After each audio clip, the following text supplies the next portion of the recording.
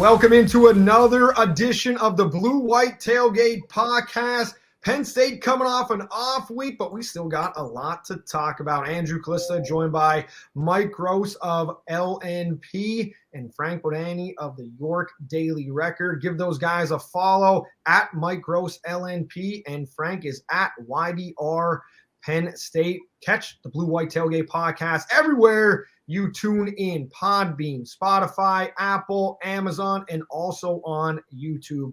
Guys, an off week for the football team on the record-wise, but still a lot of work to be done. What are we looking for from the Nittany Lions coming out here against Kent State? A couple of things that I think are kind of interesting. The first, last year, we talked so much about how Penn State does not have we need more explosive plays.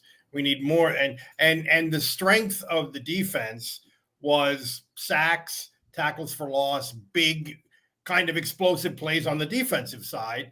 And I know it's only 2 games and it's a tiny sample size, and the opposition has something to do with it in a couple of ways, but it's almost the opposite of that now. They've been getting explosive plays, but they haven't been as efficient offensively. They haven't gotten a lot of sacks or TFLs. They're 108th in the country in both of those categories. And I notice that the team that Manny Diaz now coaches, Duke, is up near the top of the country in both of those categories, which was I thought kind of interesting because that was kind of a specialty of his. So I almost think it's in terms of the strengths of the weaknesses of the team. It'll be interesting to see that aspect get worked on. Although, how can you work on it against Kent State, who I think by all available evidence is one of the worst teams in the country? Yeah, I'm not really sure, Andrew, what I'm looking for other than that. Number one, no significant injuries against this type of team, because Penn State's already had a handful of injuries that are at least termed meaningful already through 2 games. So the one thing when you're playing one of the worst teams in college football, like Mike just said, you don't want to lose more guys, right? This would be the worst time to do that. But I guess I want to get a chance to look at the young guys, because this will be, by far, this will be the biggest opportunity for a lot of the true freshmen, for the backups. And James Franklin talked about Monday. He talked about true freshmen, because 2 of them now are going to have bigger roles. One is Dejon Lane on defense at safety, and Luke Reynolds on offense at tight end. Because of injuries, those guys will play more in this game Saturday, for example, than I think any of us would have expected. Yeah, no question. And we were talking about Lane is the guy who will play because Kevin Winston may not play as much because he's banged up. And Frank and I were talking on the phone the other day, and we sort of agreed that whoever goes first will ask Franklin about Winston, because weirdly, he this did not come up in the post-practice thing the other day. So Frank went first and asked about it, and he said he didn't have any new information, but he probably would on Wednesday when he talks after practice. Right. So what does that mean to you? That means that KJ Winston is hurt, but not too bad, and that we're going to just see if he's more of a go on Saturday, right? Yes. Okay, right. And I want to add this as well. He's referring, is it Dejon Lane, or how do you pronounce his first name? Well, what Franklin called him was Day. Exactly. So now we used to call Saquon Barkley Say. But how is it called Daquan Hardy Day? How do we spell Day? And why is it a Day when there's only a Davon or a Dejon or a This is a strange but fascinating subspecialty of Frank, is the nicknames and things like that. Go ahead, Andrew. I want to clarify something on that Say nickname. James Franklin never said that Say until I said that to Brian Tripp on Brian Tripp's radio show up in State College, Brian Tripp, very good friend of mine, very talented, does a great job with Penn State hockey, does a great job calling the Frozen Four, does a great job for Penn State multimedia with stories and packages on the theme.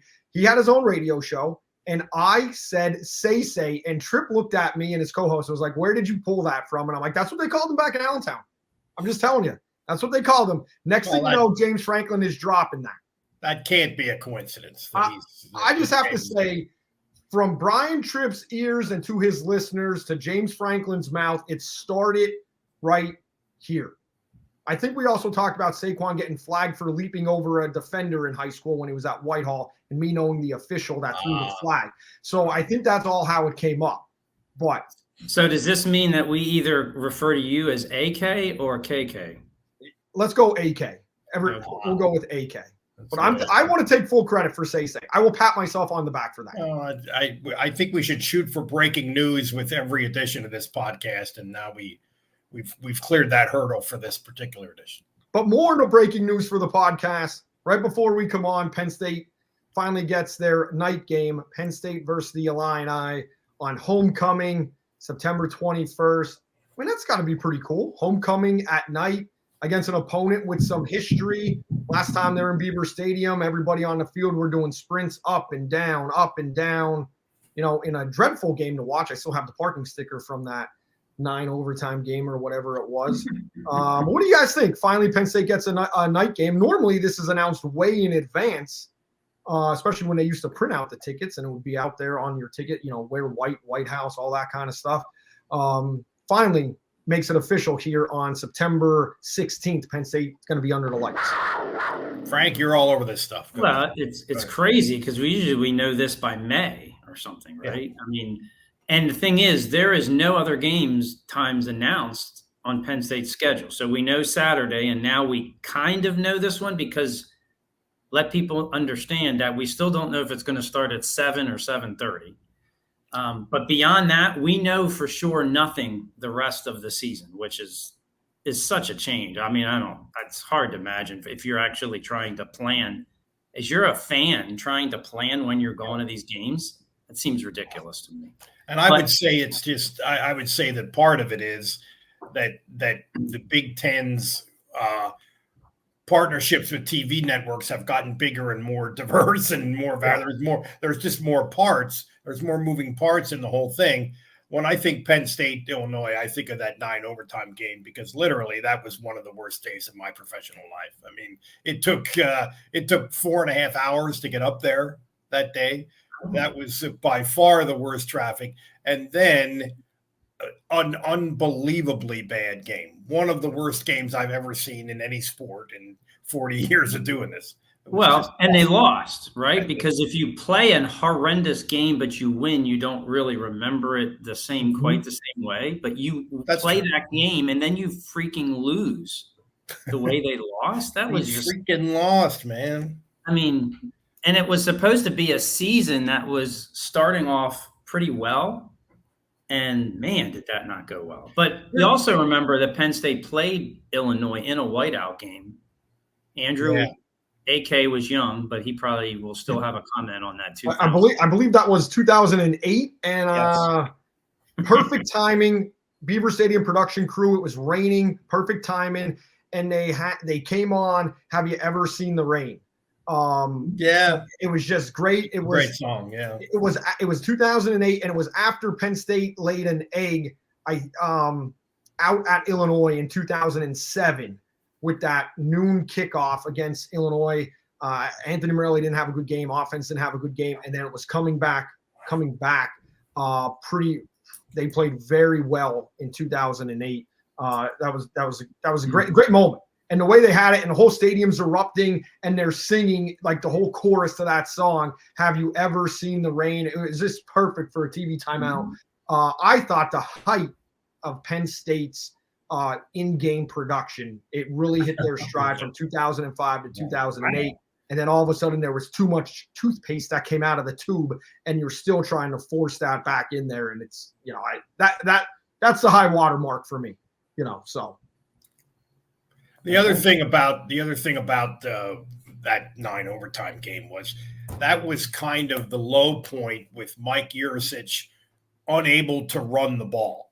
And if you remember later in the year, he met with one of these Zoom calls, and he met with us, and he was expressing his frustration and how that was really the low point for him. He just couldn't believe that no matter what Illinois was showing, they couldn't run the ball. They couldn't block at the point of attack and run the ball. And he was carrying on about this.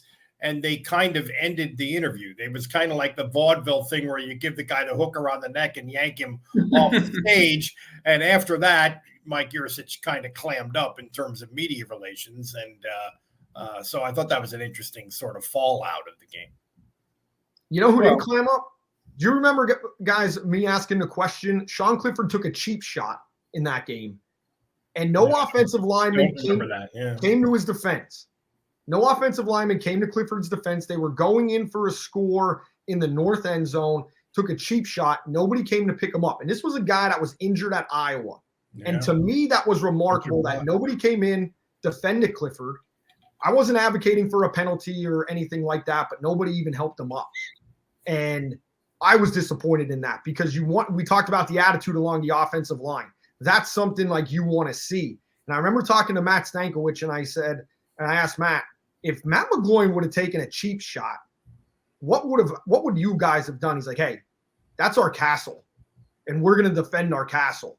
And that was very telling about that Penn State team that nobody came. I asked James Franklin about it post-game. He's like, no, I don't want my guys taking a 15-yard penalty. I want the referees to call it.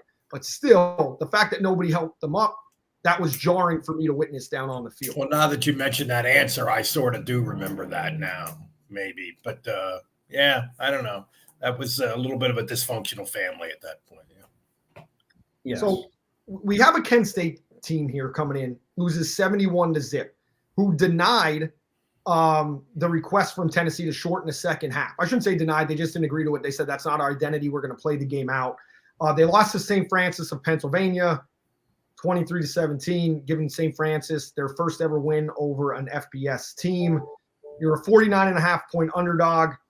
Are we looking at a Penn State 81-0 Cincinnati game here? Is Lebanon Valley, the record set against Lebanon Valley back in 1920 of 109 points, is that, in jeopardy? I'm being a little facetious here. But what, for your guys, I know it's hard to say what you're looking for is, what do you think in the player's mind when you looked at them post-game? How are you going to be able to tell if they got something out of this game and actually worked on something? Well, I think a lot of it will be energy level, body language, how they interact with each other. Maybe some of that stuff like you were just talking about, Andrew, where you sort of look for clues in that way, because the last time they played, which will be 2 weeks ago by Saturday, but they did not play very well. They struggled against a team from Kent State's league. So it's kind of a weird spot to be in, I think. Just having a bye this early, not a bye, an open date this early in the year is weird. So I just think energy level from the opening kick is something that you look at. And like Frank said, getting to see some players that maybe we haven't seen before. And I'm even looking at that from a local guy standpoint a little bit with some of the guys that played high school football in our Lancaster Lebanon league that I'm going to be watching for. But other than that, not much you can glean from this one, I don't think. So, Mike, what you're saying is that Anthony Ivy will catch his first college pass on Saturday. I'm thinking Anthony Ivy mania is going to strike in State College, much as it did a while ago for the Zugginator, for Amish Lightning from the Lancaster Lebanon. Okay, wow. Okay, well, I would say that I think the players kind of know this is going on. Like, they're playing a team that just lost, that was down 65 in halftime, which I think so. They know what they didn't do as well as they should have against Bowling Green. So that's on their minds. But I think they also know that if we do the job we're supposed to, our buddies, our brothers, our teammates are going to get their chance. Like, they know this is what this team is. So we do our job, and Nick Singleton and Katron Allen aren't playing beyond the first quarter. That's kind of the goal if you do your job well enough, right? Because I think they want to give the opportunity for the guys to play to get their chance, right? I think there's a little bit of that there. And I think it's just focus. It's you're working on what you did wrong before. The thing is, I mean, as fans and reporters, I don't know if we can see any of that progress really tangibly. Yeah. I think they may know it to some degree, but you just do what you can. And this is what the cards are on the table after an open week this early against this team. You do what you can. Try to play cleaner. Try to have your focus early. Try to get the guys out of there as fast as possible, and then make of it what you is. This is a tremendous scrimmage opportunity for the number 2s and number 3s who might play a little, but don't get a chance to really play positions like this, right? And the guys they may need later in the year. I mean, Cooper Cousins will get probably a lot of run, and they may need him later in the year. So you got to get experience. Franklin always talks about, well, we talked about Lane, and we really wanted to get him in against Bowling Green, but it didn't work out that way. Well, this has got to work out this way, right? I mean, this is the chance. I remember when they played Idaho in 2019, and they won 79-7. I think that was one of the most lopsided games I've ever covered. And boy, James, in that game, that was such a blowout that James was like pulling people out of the stands. I mean, everybody got a taste.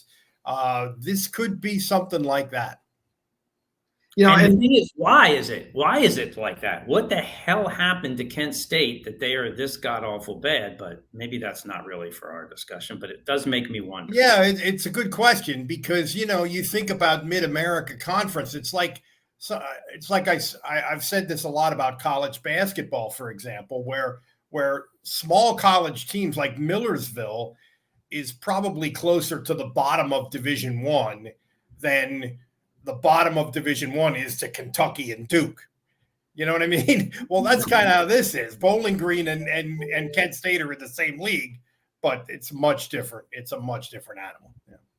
Yeah. And, just talking about like what you kind of want to see, I just want to see, I feel like assignment football is just going to lead to constant big plays. And, James kind of talked about that a little bit. Like guys were not playing assignment football and trying to do particularly on defense. Particularly on defense, he talked about that. You're right. Especially on defense. So I feel like guys on defense are going to get their own against Kent State. And by having one guy do his job, that's not going to show up in the stat sheet. It's going to be great for us to pick an unsung hero of the game. But at the same time, it's going to allow some guys that maybe haven't, punctuated the stat sheet with sacks and TFLs to make some plays behind the line. One team at Penn State that didn't have, any problem punctuating a stat sheet was 1994. Our 1994 memory of the week is the Rutgers game. Penn State beats the Scarlet Knights 55-27, and the stat of that game, 7 of 8 touchdowns, 90 seconds or less on the drive, 5 in under a minute. Kerry Collins, talk about efficiency, 14 of 16 for 328 yards. Kajana Carter, 3 touchdowns. 10.4 yards per play for the offense. And my favorite stat of this game, Chris Mazik blocked a field goal as he returned to Penn State's football team after being shot 6 times in the thigh 3 years before, back in 1991. He made a big play early on in that football game. And that was a game where Joe Paterno said after the game, our team finally faced some adversity, as that was a closer than you would have thought. But Penn State went on a drive, 80 yards in 62 seconds to make it 34-20 at the half. Just throwing out some facts right there about. Well, this is long before I started covering Penn State. In fact, I was somewhat of a fan of this team because of Kerry Collins, who, like me, is from Lebanon, Pennsylvania, and just because I like the way they play so much. But one thing I do remember Joe saying a lot about this team was the offense scored so fast that the defense was a little unfairly maligned because they were on the field so much because the offense scored so fast. This is kind of an illustration of that. That's really all I can give you on that Penn State Rutgers game. I just remember as a first year covering a team that Joe was kind of pissed off twice. And at once, I think he was disappointed a little bit in how they played, especially early against Rutgers. And then he was not happy at all after they played Temple at Franklin Field. Again, I guess kind of sloppy. Temple scored points where they probably shouldn't have, and he was visibly not happy after that game. But the thing about their defense too, real quickly, is that they also were banged up. They didn't have the full array of starters. I don't think it was ever going to be an elite Penn State defense, but it could have, should have been a little better than it was. Mike brings up a great point, and they just kind of compiled injuries that the offense never had to deal with as the season went along. So that kind of hurt them too in games like this. Yeah, absolutely. You talk about that was a team that you mentioned Paterno upset with them a little bit that game, and then after the Temple game, Nick Saban had a great segment on College Game Day this week where they were going about 11 ranked AP teams have lost and 12 other games have been within one score this early in the season. And Saban talked about playing to the standard. I think this game perfectly illustrates it because, Penn State's going to be able to fool a lot of people that don't look at the tape for national perception on whatever that happens. And you're going to be compared to Tennessee with what they did against Kent State. But there is something to be said, and I think this comes to, Mike, your point earlier about the energy level is about playing to the standard. What Nick Saban is saying there is the same thing that James Franklin says with the 1-0 mantra every single week, that these guys have to go out and they have to play, and they're not fooling anybody even if they win by a lot, because you could win by a lot here and still get worse. I've noticed that James has actually used that term, played to the standards, a couple of times. Which I don't remember in the past, but maybe he has, no big deal. But he did today, in fact. After the games, the press conference that James holds after the game, it's always, hey, it's difficult to win in college football. We won. I'm happy. I'm going to celebrate. He doesn't go there. Whereas you get the feeling that if Nick Saban, if his team struggles but wins, he's going to go there and he's going to berate us about the rat poison that we're feeding his team and blah, blah, blah. That was his thing. I imagine that the players will get a little bit of that privately from Franklin, but publicly, in front of the cameras, in front of us, it's always, hey, it's hard to win. Look around the country. You can see how hard it is to win. How many times have we heard him say that? Yeah, as much of it as you might say is bull crap that comes out of his mouth in those regards, it's actually true. I mean, in a sense, as a coach, it's hard to really disagree. I probably would actually think and say some of the same things if I was in his position, because it's really true. If you do not focus in what you're saying, Andrew, if you don't focus on your business at hand and what's right in front of you, you will not progress in 4 weeks as you should, right? You will not get better like you should if you do not do the things you need to do now, no matter who it's against. It's a different opponent every week and a different situation. But he's a psychologist. That actually applies to so many things in life. I mean, think about golf. Andrew and I have tried and failed to play golf, but if you're thinking about what's going to happen next, and not the shot that you're on right now, golf will beat you around the head till your ears bleed and then bury you beneath the crust of the earth. I mean, you cannot get away with that for 1 second in those kind of things where it's so important to get out of your own way. I don't mean we're not doing a golf podcast here, obviously, but he is right. It gets a little monotonous to hear it all the time if you're us, but he is right about that. Yeah, I'm still upset over a shot I hit 6 years ago at Shinnecock Hills, my second shot. Golf shots I hit 35 years ago. That's enough about golf because we'll be here all day if we want to get into the psychology of that. Yeah. Can we talk a little bit about the Big Ten, Mike? I know you wrote about this in a column this week. I think that a hugely important game for the Big Ten, obviously USC and Michigan this week. But going back to last week, I think the Big Ten kind of suffered a little bit of a knock against them with kind of how they performed. I mean, Purdue got, roasted, lambasted, whatever adjective you want to throw out on that, and didn't really look like much of a football team against a team that got run off by a MAC team at home in Notre Dame in Northern Illinois the week before. And then Washington State, a team that isn't good enough for anybody. Last one out, shut off the lights. Don't even have that's right. You're not even won it. You're not even won it. and you go into Seattle and, I know it's at a neutral site, home of the Seahawks or whatever, and then you pull out a win against UW there. I mean, somebody asked James today something to the effect of, well, 16 out of the top 25 are Big Ten and SEC. And I thought to myself, well, okay, but the SEC is 1, 2, 4, 5, 6, and 7. It's funny how we sort of have come to accept this idea that we used to say the Power 5, now we say it's the Power 2, and that's sort of how it's perceived until they start playing football games, and then the SEC, in my view, is still the best league. I think it's a little cyclical with a couple of those teams, however. I mean, Michigan is down, right? They had a tremendous 3-year run, and they're going to be down a little because they just lost half the people that played for the national title. Same with Washington. Washington just can't.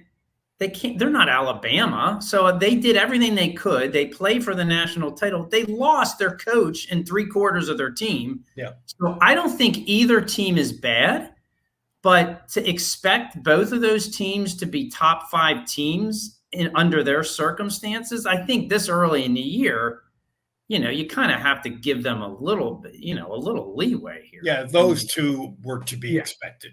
And Oregon is going to be really good, and I think they played well. But they're bringing. I don't care what statistics he had. I mean, they're bringing in a new quarterback and new players. They didn't really play up the standards the first 2 weeks. Doesn't mean Oregon isn't going to be as good as expected a month from now. So I think. Well, in the second half on Saturday against Oregon State, which is a rival for them.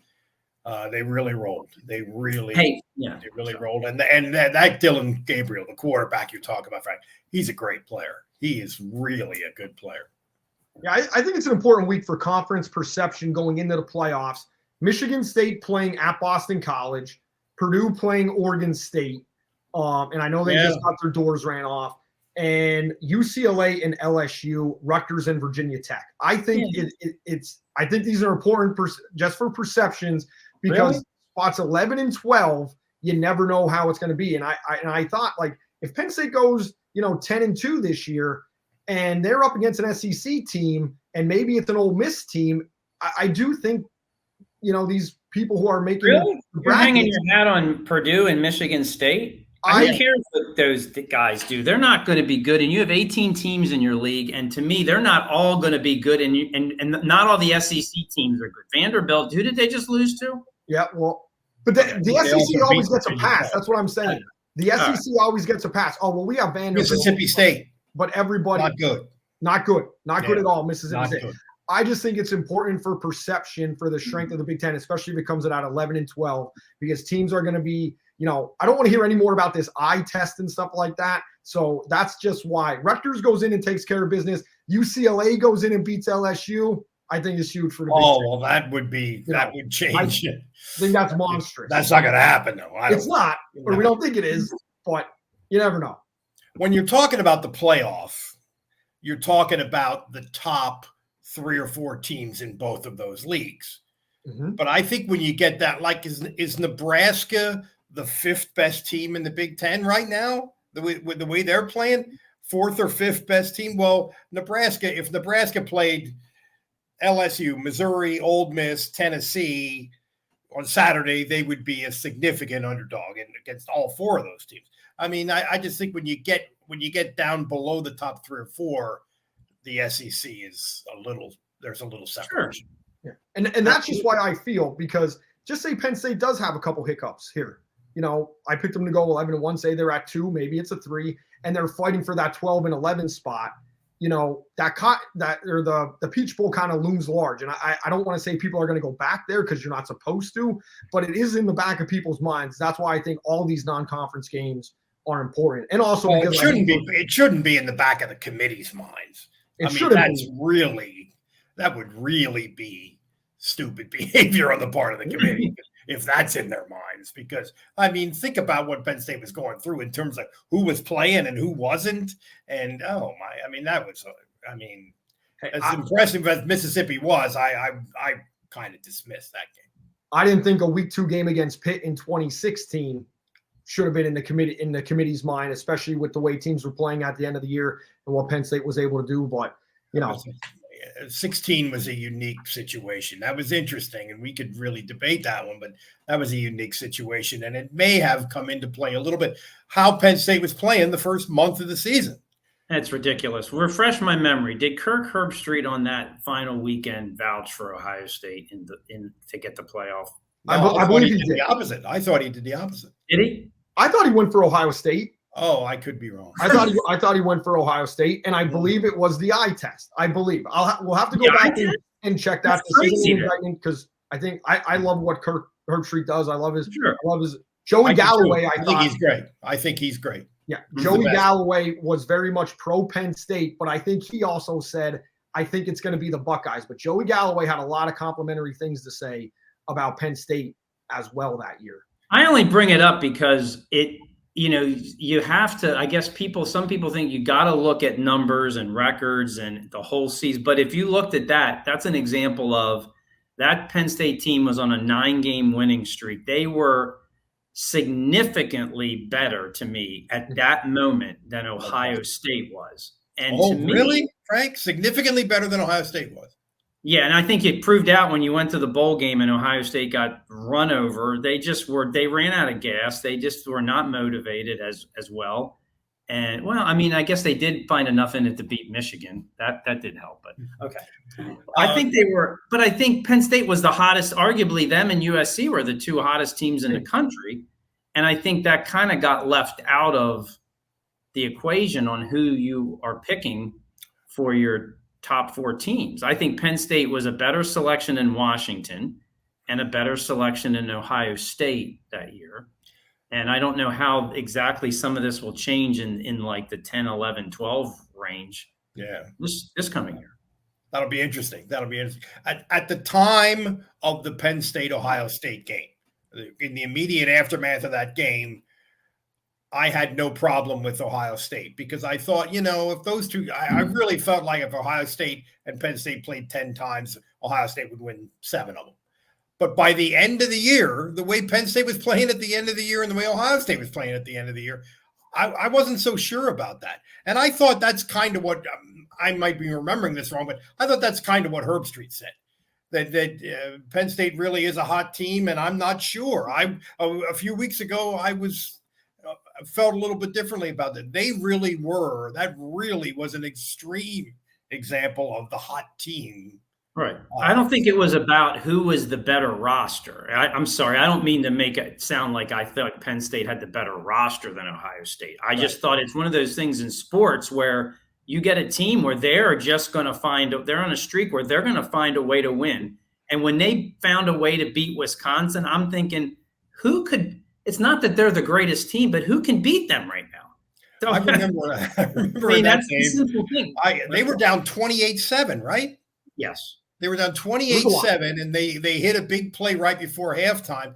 I think it was Donnie Collins was sitting next to me in the press box, and I said, you know what? They're going to win. They're going to win this game. It seems like they're getting their asses kicked for most of this first half, just physically getting beaten up. But I feel like they're going to win this game. And Donnie said, yeah, I do too. I think they're going to win. And they just, once that team got rolling, you talk about explosive plays.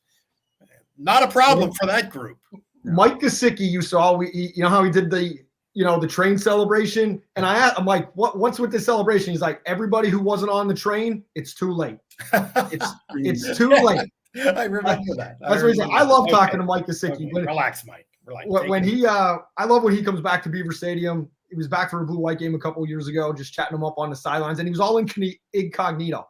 A lot of the old lettermen were out, and they were getting love from the students. Mike is hanging down with 2 of his boys in the north end zone. Nobody even knew who he was. Nobody walked up to bother him. Nothing. I said, hey, you signed your franchise deal at a pretty cool place. I think he was in Bora Bora when he signed it. What an athlete that guy was and is. Yeah. Coaching rumors, always great to talk about. James Franklin's name already mentioned on one website to replace Billy Napier down at Florida. I mean, you just kind of got to – it ain't happening in my mind. It's just – it's not even – Florida is not a great job right now. Florida's not a great job. It's a good job. Florida's not a better job than this. Is not USC. Like, he's not going to Florida. No. Or Florida State. Or Florida State, which that's true. That might be a situation. Yeah. Yeah. At least Florida's won Florida State. Right? Yeah. Well, but Miami's playing really well. But Florida State. Oh my goodness. You mentioned Florida State, Frank. So they play Cal this week. Their fans got 2 penalties called on them for throwing cards onto the field. I'm not sure if they may have been like, they're smart kids out there. Maybe they're getting ready for like a Rounders type of event, doing card tricks or counting the 21 for blackjack. But they play Florida State, who's 0-3. Cal's 3-0. Justin Wilcox is yelling at them from a referee's microphone. Surreal. Kind of like Paterno yelling at the Penn State fans when they were peppering Amani Toomer with snowballs after a touchdown in 95. But, I mean, that's just insane that Florida State's 0-3 after being undefeated in last year's regular season. But this is the era of college football we're in. Right, exactly. That's why things are that's cyclical more than ever. And I think there's more parity than ever. So I think that kind of backs up James Franklin's worry. And we're always just talking because of, you don't want to say anything. I mean, it's kind of true. I mean, we see it more and more. Notre Dame is not a bad team, I'm thinking, right? But they did not play well and were not in a good position. And Northern Illinois took them. I mean, Notre Dame took out their frustrations a little bit, and Purdue's not a real good team. I don't know if there's a better example of this than the Georgia-Kentucky game on Saturday. I don't know if you guys saw that game, but I mean, Kentucky comes off getting really outplayed on the line of scrimmage by South Carolina, who we think is probably middle of the pack-ish within the SEC. And that game was really close. That game was really could have gone either way. It was I'm talking about Georgia, Kentucky. It was a very entertaining game. I watched almost all of it where, we didn't have any games to cover on Saturday. So I watched most of that game. It was a really entertaining kind of old school football game. And Kentucky might be the 7th or 8th best team in the SEC. So that's a good barometer of parity. Right. So who's unbeatable? I mean, if you're talking, I think a lot of people thought that Georgia was untouchable. Maybe Ohio State is. I don't know. Oregon's certainly proven they're not. So, I mean, I think Texas has probably been the most impressive team so far. But that, again, 3 weeks. And you lose your first-string Heisman candidate quarterback, and the second-string guy does just as well. Of course, Archie Manning's nephew we're talking about. But, so probably Texas. And Texas is now the number one team. They passed Georgia in the polls. I think the game Kentucky and Georgia are the type of games that frustrate Penn State fans under James Franklin, being that's a severe underdog in talent on the spread. And they were that close to pulling off the upset. I know they didn't, but Penn State's a lot closer to Georgia than Kentucky is to Georgia. Penn State's a lot closer to Ohio State than Kentucky is to Georgia. And I feel like Penn State fans, that's where their frustration comes, is why Penn State's handling all the business that they should. There hasn't been that game since 2016 where Penn State just knocks off that opponent. It hasn't been like a typical college football, like things happen. Hence why I picked Penn State to beat Ohio State this year, because I do feel like this year it's going to be the year that it happens, because it just has to happen, I feel like. But how many times have they been in that position to even do that over the last 5 years? Well, but with Barkley, I mean, with Barkley, they 18 and 19 or 17 and 18. They were about as close as you can come against Ohio State. So that would be actually similar to Kentucky, Georgia on Saturday. Penn State was ranked high in 17. There's Michigan at home in 2021.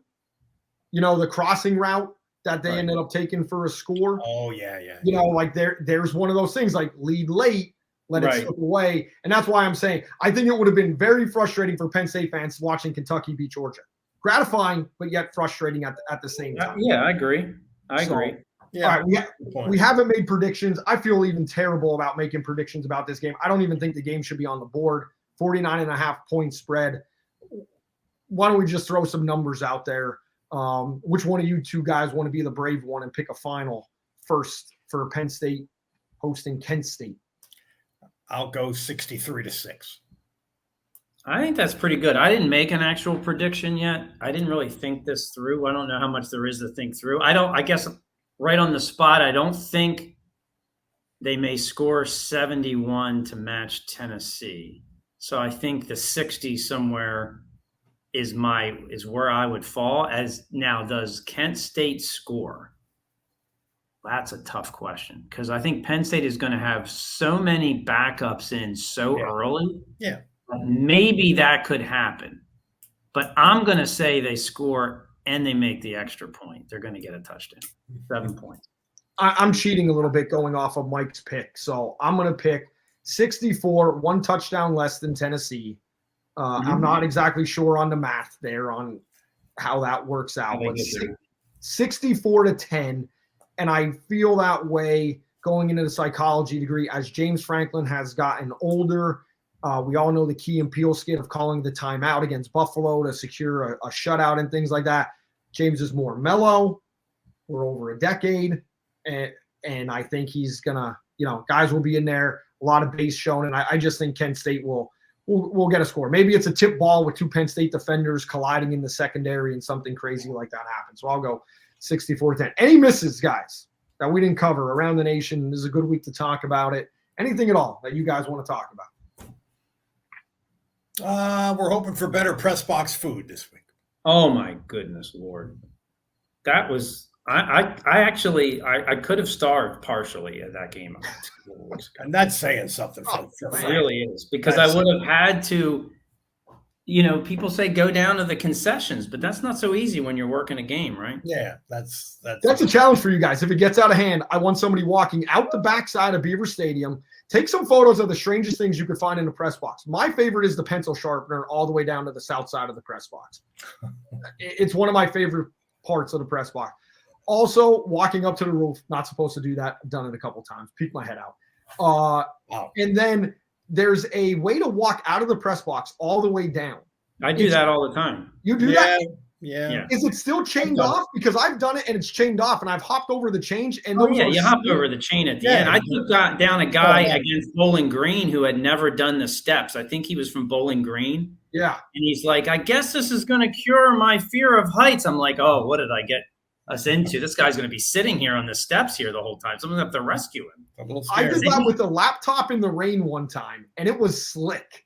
Not the wisest, I say this isn't a hat rack, not the wisest decision I've ever made. Go back to 94. Franklin Field doesn't have elevators. So you were walking. You had no choice but to walk from the press box down to the field. And that's like an open air sort of affair, right? Is it still? I don't know. It's only been 30 years since Penn State. Yeah, that's right. I have covered games at Franklin Field, although never a Penn State game. And that is an old school, to put it in an extreme, press box. Toughening them up. The wide receivers back in the day used to walk out in the cold and scuff up their hands because they didn't have gloves. Liam Clifford's going to be the toughest Nittany Lion on the field Saturday, right? Why do I say that? I think he's got to get a catch. So that's my prediction. Rather than the score, is that Liam Clifford is going to get at least 2 receptions this week. That's the other thing about this game, that it's take everything with a grain of salt or everything with an asterisk or whatever. Mm-hmm. We've talked about how they haven't spread the ball around enough. Well, they're almost certainly going to do that on Saturday, but so what? It's the way they're giving this opponent, and then, Julian Fleming touchdown. Frank, you've inspired me. Oh, maybe. On the record. I'm tempted to say something about Anthony Ivy, but I will not. Thank you. All right, guys. Until next week, I'll see you guys. And, if you're hungry, there's always the Callista Tailgate. You are welcome to stop out. We have the finest assortments of meats and treats from Schuylkill County. Wow. And those treats may involve an Eagle logo on an adult soda. Where are you located, by the way? Right behind the media. I have a better parking spot now, courtesy of family members, than I did when I was a media member. That's excellent. Wow. A full-time media member, I should say. Impressive, yeah. Okay, thank you. Very nice. Until next week. You care. Peace.